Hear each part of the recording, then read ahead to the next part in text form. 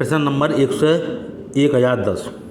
कौटिल्य के अर्थशास्त्र में उल्लिखित संस्था शब्द का संबंध है गुप्तचर व्यवस्था से, वित्तीय प्रशासन से, न्याय प्रशासन से, कर व्यवस्था से। तो 1010वां प्रश्न क्या है? कौटिल्य के अर्थशास्त्र में उल्लिखित संस्था शब्द का संबंध है, तो वो कौन सा है? वह है आपका नंबर ए, गुप्तचर व्यवस्था से। अगला प्रश्न है आपका 1011। यूनानी लेखकों ने किस मौर्य शासक को अमित्रघात की संख्या दी है? अमित्रघात किसको कहा गया है? यानी जो यूनानी लेखक थे उन्होंने एक राजा का नाम क्या कहा है कि ये अमित्रघात। तो ये अमित्रघात किस राजा का नाम था? बिंदुसार का, चंद्रगुप्त मौर्य का, अशोक का, दशरथ का। तो अमित्रघात था आपका नंबर ए। बिंदुसार को क्या कहा गया है? अमित्रघात। तो ये यूनानी लेखकों ने जो पुस्तक लिखी है उसमें बिंदुसार को क्या दर्शाया गया है? अमित्रघात। अगला प्रश्न है आपका 1012वां।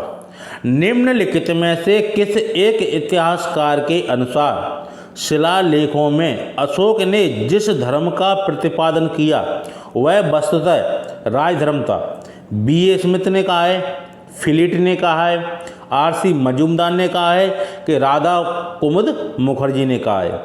तो निम्नलिखित में से किस एक इतिहासकार के अनुसार शिलालेखों में अशोक ने जिस धर्म का प्रतिपादन किया है वह वस्तुतः राजधर्म था? ये बात किसने कही है? तो ये कही है आपकी 12वां का है ऑप्शन नंबर बी, फिलिट महोदय ने। ठीक है, तो फिलिट महोदय ने क्या कहा है? जो अशोक ने शिलालेखों पे जो धर्म का प्रतिपादन, ये धर्म के जो नियम लिखे थे किस पे? शिलालेखों पे, उसको क्या कहा है फिलिट ने कि ये राजधर्म था। अगला प्रश्न है आपका 1013वां। यूनानी रोमन साहित्य के सेंट्रोकोटस का समीकरण किसने चंद्रगुप्त मौर्य से किया है? अलेक्जेंडर कनिंघम ने, D.R. भंडारकर ने, R.P. चंदा ने, विलियम जोन्स ने। तो यूनानी रोमन साहित्य के सेंट्रोकोट्स का समीकरण किसने चंद्रगुप्त मौर्य से किया है? यानी कि जो चंद्रगुप्त मौर्य थे उनको एक अन्य नाम था सेंट्रोकोट्स। ये यूनानी साहित्य में मिलता है ये वाला नाम। तो ये नाम किस विद्वान ने चंद्रगुप्त मौर्य से जोड़ा है कि चंद्रगुप्त मौर्य का अन्य नाम क्या था? सेंट्रोकोट्स। तो किसने जोड़ा है? तो वो जोड़ा है आपको विलियम जोन्स ने। तो 1013वां प्रश्न क्या है आपका? यूनानी रोमन साहित्य के सेंट्रोकोट्स का समीकरण किसने चंद्रगुप्त मौर्य से किया है? तो वो किसने किया है? विलियम जोन्स ने। अगला प्रश्न है आपका 1014वां। सेंट्रोकोट्स से चंद्रगुप्त मौर्य की पहचान किसने की? B.A. स्मिथ ने, विलियम जोन्स ने, R.K. मुखर्जी ने, के D.R. भंडारकर ने। तो सेंट्रोकोट्स से चंद्रगुप्त मौर्य की पहचान वही चीज है ना, जैसे कि चंद्रगुप्त मौर्य का एक नाम क्या था? सेंट्रोकोट्स। ये किताबों में यूनानी साहित्य में मिलता है ये वाला नाम। तो इससे क्या है, इतिहासकारों ने जो खोज निकाला कि ये नाम चंद्रगुप्त मौर्य का ही था। तो वो कौन से लेखक थे आपके? तो वो थे आपके विलियम जोन्स। 14 का बी, 1014 का बी। अगला प्रश्न है आपका 1015वां। निम्नलिखित में से किसने यह कहा कि चंद्रगुप्त मौर्य ने 6 लाख सैनिकों की सहायता से संपूर्ण भारत पर आक्रमण और अधिकार किया? स्ट्रैबो ने, जस्टिन ने, प्लूटार्क ने, डिमेकस ने। तो आपका प्रश्न क्या है 1015वां? निम्नलिखित में से किसने यह कहा कि चंद्रगुप्त मौर्य ने 6 लाख सैनिकों की सहायता से संपूर्ण भारत पर आक्रमण और अधिकार किया? तो ये किस विद्वान ने कहा? एक कहा था आपका सी, प्लूटार्क ने। तो प्लूटार्क ने क्या कहा था? एक बार आप और देख लीजिए। निम्नलिखित में से किसने यह कहा कि चंद्रगुप्त मौर्य ने 6 लाख सैनिकों की सहायता से, यानी कि चंद्रगुप्त मौर्य थे उनने क्या किया? 6 लाख सैनिकों की सहायता से संपूर्ण भारत पर आक्रमण कर लिया, अधिकार किया था। ठीक है, तो ये किसने कहा था? ये कहा था आपने प्लूटार्क ने। अगला प्रश्न है आपका 1016वां। जैन ग्रंथों में उल्लिखित संप्रति की द्वितीय राजधानी किस नगर में मानी जाती है? उज्जैन को, पाटलिपुत्र को, विदिशा को, श्रावस्ती को। तो जैन ग्रंथों में उल्लिखित संप्रति की द्वितीय राजधानी किस नगर को मानी जाती है? किस नगर में मानी जाती है? तो मानी जाती है आपकी 116 का ए, उज्जैन। तो संप्रति की द्वितीय राजधानी किस नगर में मानी जाती है? तो आपकी उज्जैन में, है ना। जैन ग्रंथों में जो वर्णित है कौन सी? संप्रति की द्वितीय राजधानी किस नगर में मानी जाती है? तो उज्जैन नगर में। अगला प्रश्न है आपका 1017वां। तो बिंदुसार काल में किस स्थान पर आत्माओं के विरुद्ध नागरिकों द्वारा सम्राट से शिकायत की गई? उज्जैन में, तक्षशिला में, पाटलिपुत्र में, वैशाली में। तो 1017 प्रश्न क्या है? बिंदुसार काल में किस स्थान पर अमात्यों के विरुद्ध नागरिकों द्वारा सम्राट के से शिकायत की गई थी? तो वो की गई थी आपकी बी, तक्षशिला में। ठीक है। तो जो अमात्य होते थे वो राजा के वो होते थे, ठीक है ना, गढ़ होते थे उनके, जो उनके हिस्सा थे किसमें? साम्राज्य के, वो राजकाज के शासन के, ठीक है, उनको अमात्य कहा जाता था। तो क्या उनकी मनमानी होती थी, उनके भ्रष्टाचार वगैरह, ठीक है, वो कभी कभी किसी इंसान को परेशान भी करते थे, है ना। तो उनके विरुद्ध फिर क्या किया? नागरिकों वहाँ के जो लोग थे उन्होंने शिकायत की, किससे? सम्राट से, बिंदुसार से, है ना।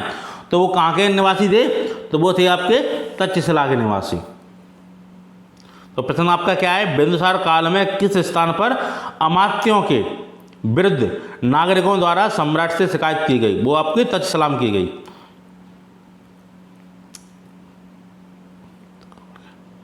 1017 प्रश्न। बिंदुसार काल में किस स्थान पर अमात्यों के विरुद्ध नागरिकों द्वारा सम्राट से शिकायत की गई? उज्जैन में, तक्षशिला में, पाटलिपुत्र में, वैशाली में। तो बिंदुसार काल में किस स्थान पर अमात्यों के विरुद्ध नागरिकों द्वारा सम्राट से शिकायत की गई? तो आपकी तक्षशिला में। ये प्रश्न रिपीट हो गया दोबारा। अगला प्रश्न है 1018वां। अशोक का अपने शिलालेखों में सामान्यतः जिस नाम से उल्लेख हुआ है वह है धर्मदेव, चक्रवर्ती, धर्मकीर्त, प्रियदर्शी।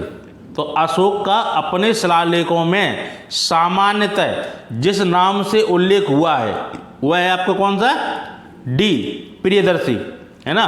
तो अशोक का एक अन्य नाम क्या मिलता है? प्रियदर्शी, है ना, जनता का प्रिय, है ना जी।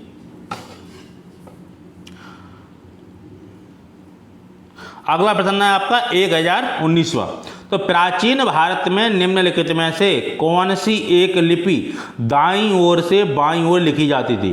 देवनागरी, ब्राह्मी, शारदा, खरोष्टी। तो प्राचीन भारत में निम्नलिखित में से कौन सी एक लिपि दाईं ओर से बाईं ओर लिखी जाती थी? वह लिखी जाती है आपकी नंबर डी, खरोष्टी, है ना। तो खरोष्टी लिपि किस तरीका से लिखी जाती थी? तो वो लिखी जाती है आपकी दाईं ओर से बाईं ओर। तो दाईं ओर अपना किधर होता है? इधर। तो इधर से अपन ऐसे लिखते हैं ना, तो वो बाईं ओर तक लिखा जाता था। आजकल अपन कैसे लिखते हैं? ऐसे, ठीक है। तो आजकल अपन बाईं से दाईं की ओर लिखते हैं, लेकिन जो खरोष्टी लिपि थी वो कैसे लिखी जाती थी? वो दाईं से लिखी जाती थी और वो बाईं की तरफ खत्म होती थी। अगला प्रश्न है 1020वां। निम्नलिखित में कौन सा सबसे पुराना राजवंश है? मौर्य, गुप्त, वर्धन, कुषाण। तो कौन सा सबसे पुराना राजवंश है? तो वो है आपका मौर्य, ठीक है। तो मौर्य के बाद ही ये गुप्त वगैरह है, ठीक है। अगला प्रश्न है 1021वां। मौर्य साम्राज्य के पतन का मुख्य कारण क्या था? सेना में कमी कर देना, अशोक का धम्म, अशोक के बाद के राजाओं का निर्बल होना, या केंद्रीय प्रशासन। तो प्रश्न आपका क्या है 1021वां? मौर्य साम्राज्य के पतन का मुख्य कारण क्या था? तो जो मुख्य कारण था मौर्य साम्राज्य के पतन का, वो था अशोक के बाद के राजाओं का निर्बल होना। अशोक एक शक्तिशाली राजा था, उसके बाद कोई भी राज्य ऐसा ना निकला जो मौर्य साम्राज्य को संभाल सके, ठीक है ना। वो सब अपने उसी में लगे रहते थे और राज्य कार्य पर क्या किया, जो छोटे छोटे राजा थे उन्होंने मौर्य साम्राज्य पर आक्रमण कर दिए और अपने हिस्सों में कुछ टुकड़े मिलाते गए और मौर्य साम्राज्य का पतन हो गया।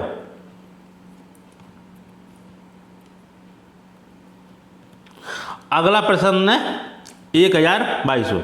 निम्न में कौन कनिष्क के समकालीन थे? अश्वघोष, नागार्जुन, वसुमित्र। नंबर बी आर्यभट्ट, चरक, ब्रह्मगुप्त। नंबर सी धनवंतरी, शंकु, अमर सिंह। डी वेनस्वांग, बाणभट्ट, दिवाकर, मिश्र। तो निम्न में कौन कनिष्क के समकालीन थे? तो कौन थे आपके? वो थे ए अश्वघोष, नागार्जुन, वसुमित्र। तो निम्न में से कौन कनिष्क के समकालीन थे? तो अश्वघोष थे, नागार्जुन थे और वसुमित्र थे। तो कनेक्शन ने क्या किया था? इनने चौथी बौद्ध संगीति का आयोजन किया था। कहाँ किया था? कुंडलवन, कश्मीर में। ठीक है ना। तो कनिष्क इसलिए ज़्यादा जाने जाते हैं। अगला प्रश्न है आपका 1023वां। सोपारा कहाँ स्थित था? गुजरात में, महाराष्ट्र में, तमिलनाडु में, पश्चिम बंगाल में। तो सोपारा कहाँ स्थित था? वह था आपका नंबर बी महाराष्ट्र में। तो सोपारा आपका महाराष्ट्र से संबंधित है। अगला प्रश्न है 1024। सूर पार्क बंदरगाह कहाँ स्थित था? कोरोमंडल, चंपा, अपरांत, मालाबार। तो सूर पार्क बंदरगाह कहाँ स्थित था? वह था आपका 124 का सी अपरांत में, है ना। सूर पार्क बंदरगाह कहाँ स्थित था? अपरांत में। अगला प्रश्न आपका 1025वां। बुद्धकालीन ग्रंथों में बौद्ध काल में कितने महानगरों का उल्लेख है? 6, 4, 8, 10। तो 25वां प्रश्न क्या है आपका? बौद्ध कालीन ग्रंथों में बुद्ध काल में कितने महानगरों का उल्लेख है? तो वो है आपका नंबर बी, है ना, 4 महानगरों का। अगला प्रश्न है आपका 1026वां। सांची का स्तूप किस शासक ने बनवाया था? अशोक ने, बिंबिसार ने, हर्षवर्धन ने, पुष्यमित्र ने। तो सांची का स्तूप किस शासक ने बनवाया था? वो बनवाया था आपका 26 का अशोक ने, है ना, 26 का ये। अगला प्रश्न आपका 1027वां। किसने सहिष्णुता, उदारता और करुणा के त्रिविध आधार पर राजधर्म की स्थापना की? अकबर ने, अशोक ने, रणजीत सिंह ने, शिवाजी ने। तो किसने सहिष्णुता, उदारता और करुणा के त्रिविध आधार पर राजधर्म की स्थापना की? तो वो किसने की? वो की आपकी अशोक ने, है ना। अशोक ने क्या किया? सहिष्णुता, उदारता और करुणा के त्रिविध आधार पर राजधर्म की स्थापना की थी। अगला प्रश्न आपका 1028वां। आधुनिक देवनागरी लिपि का प्राचीन रूप है? ब्राह्मी, खरोष्टी, देवप्रिय, पाली। तो आधुनिक देवनागरी लिपि का प्राचीन रूप क्या है आपका? वो है आपका ब्राह्मी, है ना। तो देवनागरी का प्राचीन रूप क्या है आपका? ब्राह्मी। और खरोष्टी लिपि कैसे लिखी जाती थी? दाईं ओर से बाईं ओर, ठीक है। और ब्राह्मी लिपि कैसे लिखी जाती है? बाईं ओर से दाईं ओर, ठीक है। पाली क्या थी? पाली एक भाषा थी, है ना जी। तो संस्कृत के बाद क्या आई थी? पाली। पाली के बाद क्या आई थी? प्राकृत। प्राकृत के बाद क्या आई थी? अपभ्रंश। अपभ्रंश के बाद क्या आई? भाषा हिंदी, ठीक है ना। तो ये पाली एक भाषा है और ब्राह्मी और खरोष्टी 2 लिपियां हैं। अगला प्रश्न है 1029।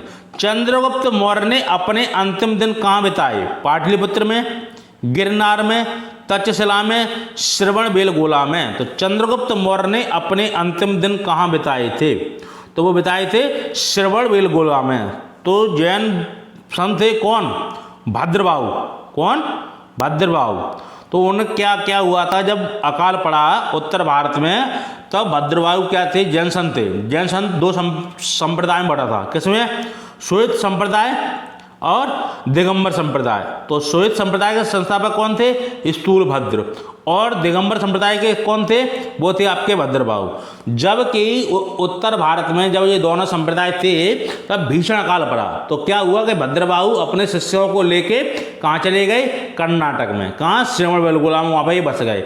स्थूलभद्र क्या है? ये उत्तर भारत में ही रहे थे, ठीक है। इन्होंने कहा जैसा भी हो हम अपनी जनता, अपने सेवक के साथ ही रहेंगे, कितना भी अकाल हो हम इन्हीं के साथ समय बिताएंगे। लेकिन भद्रबाहु क्या है? वो अपनी प्रजा को, अपने अनुयायियों को छोड़ के, कुछ अनुयायी उनके साथ जो जाना चाहते थे वो उनके साथ गए।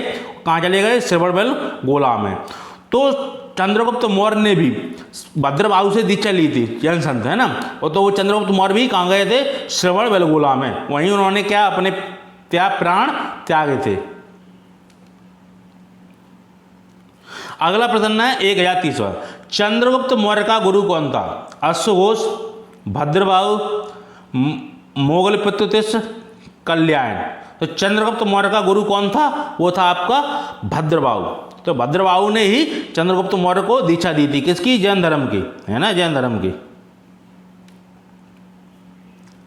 अगला प्रश्न है 1031वां, जल की आवश्यकता को ध्यान में रखते हुए जिस प्रथम शासक ने गिरनार क्षेत्र में एक झील का निर्माण करवाया वह था? अशोक ने करवाया, चंद्रगुप्त मौर्य ने करवाया, रुद्रदामन ने करवाया, स्कंदगुप्त ने करवाया। तो प्रश्न एक बार ध्यान से पढ़िए 1031वां, जल की आवश्यकता को ध्यान में रखते हुए जिस प्रथम शासक ने गिरनार क्षेत्र में एक झील का निर्माण करवाया वह शासक कौन था? तो वो कौन थे? चंद्रगुप्त मौर्य। ठीक है, तो चंद्रगुप्त मौर्य ने क्या किया था? गिरनार में एक झील का निर्माण करवाया था, जिससे कि वहाँ की प्रजा को, वहाँ की जनता को प्यास के लिए पानी मिल सके, वहाँ की आवश्यकता के लिए पानी उपलब्ध हो, है ना। तो रुद्रदामन ने क्या किया था? वो झील का एक पुनर्निर्माण करवाया था, जबकि आगे ये आपको प्रश्न मिलेंगे, है ना। अगला प्रश्न है 1032वां, बुलंदीबाग प्राचीन स्थान था? पाटलिपुत्र का, कपिलवस्तु का, श्रावस्ती का, वैशाली का। तो 1032वां प्रश्न क्या है? बुलंदीबाग प्राचीन स्थान था, तो वो कहाँ का था? वो था आपका नंबर ए, पाटलिपुत्र का।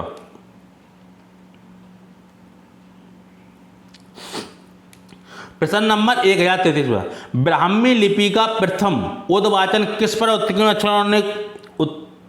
अक्षरों से किया गया? मोहरों पर, पत्थर की पट्टियों पर, स्तंभों पर, सिक्कों पर। तो ब्राह्मी लिपि का प्रथम उद्वाचन किस पर उत्कीर्ण अक्षरों से किया गया? तो वो किस पर किया गया? वो किया गया नंबर सी, स्तंभों पर, है ना। तो ब्राह्मी लिपि का प्रथम उद्वाचन किस पर उत्कीर्ण अक्षरों से किया गया? स्तंभों पर। अगला प्रश्न आपका 1034वां, सांची स्तूप का निर्माण किसने करवाया? गौतम बुद्ध, चंद्रगुप्त, महावीर, अशोक। तो आप सभी जानते होंगे सांची स्तूप का निर्माण किसने करवाया? डी, अशोक ने। ठीक है, अशोक सम्राट थे जिन्होंने सांची स्तूप का निर्माण करवाया। अगला प्रश्न है 1035वां, निम्नलिखित में से किसे सर्वश्रेष्ठ स्तूप मानते हैं? भरहुत को, अमरावती, सांची, सारनाथ। तो निम्नलिखित में से किसे सर्वश्रेष्ठ स्तूप मानते हैं? तो वो किसको मानते हैं? 135 का सी, सांची को। तो सांची सबसे सर्वश्रेष्ठ स्तूप है? ये कहाँ है? मध्य प्रदेश के रायसेन जिले में।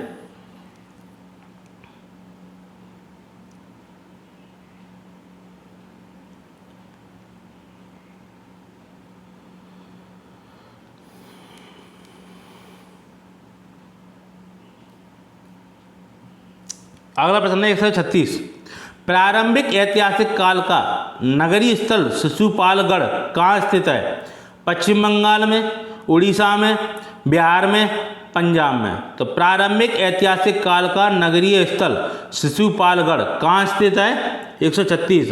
तो 136वां कौन सा प्रश्न आपका? बी, उड़ीसा में। तो प्रारंभिक ऐतिहासिक काल का नगरीय स्थल शिशुपालगढ़ कहाँ स्थित है? ये आपका उड़ीसा में।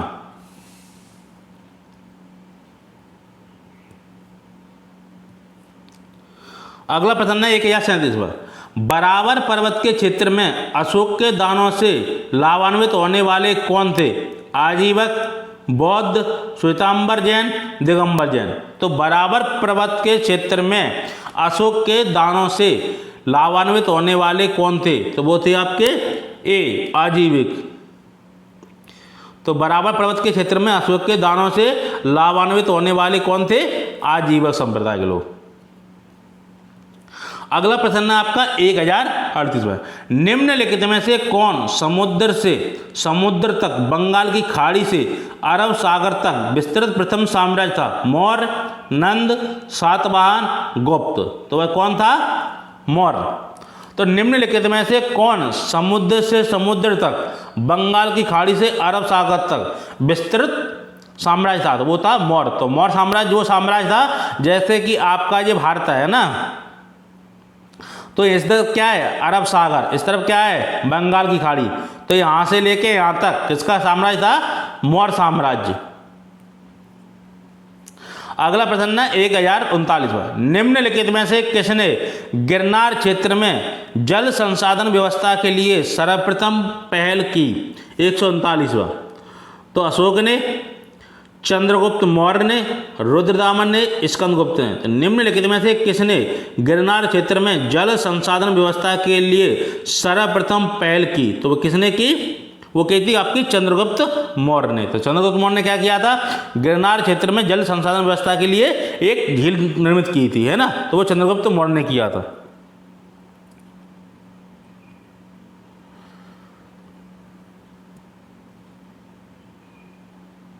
जी, तो हमने इसमें बताया था आपको, निम्नलिखित में से किसे सर्वश्रेष्ठ स्तूप मानते हैं, सांची को। ठीक है, सांची आपकी कहाँ है, ये वो मध्य प्रदेश में बिरसा जिले में। ठीक है, तो हमने सॉरी राजस्थान बोल दिया था। एक प्रश्न हमने आपको छोड़ दिया था, पिछली वीडियो में एक प्रश्न रह गया था आपका, वो था आपका 109। ठीक है, तो 109 को प्रश्न को हम बताते इसी में। 109 1009वां प्रश्न, जो क्या है पहले पिछले वीडियो में प्रश्न छूट गया था, तो हम पढ़ के सुनाते हैं आपको। निम्नलिखित किस विषय पर, निम्नलिखित में किस विषय पर कौटिल्य के अर्थशास्त्र में न्यूनतम जानकारी मिलती है, यानी कि निम्नलिखित किस विषय पर, ठीक है, कौटिल्य के अर्थशास्त्र में न्यूनतम जानकारी मिलती है। तो नंबर ए व्यापार मार्ग की, नंबर दो गुप्तचर व्यवस्था की, नंबर सी कृषि पद्धति की, नंबर डी राजस्व प्रबंधन की। तो प्रश्न आपका क्या है, निम्नलिखित में किस विषय पर कौटिल्य के अर्थशास्त्र, ठीक है, तो कौटिल्य का एक अर्थशास्त्र था, ठीक है, कौटिल्य ने जो अर्थशास्त्र लिखा था उसमें क्या था, एक न्यूनतम जानकारी मिलती है एक चीज की, तो वो क्या था, व्यापार मार्ग, है ना। तो कौटिल्य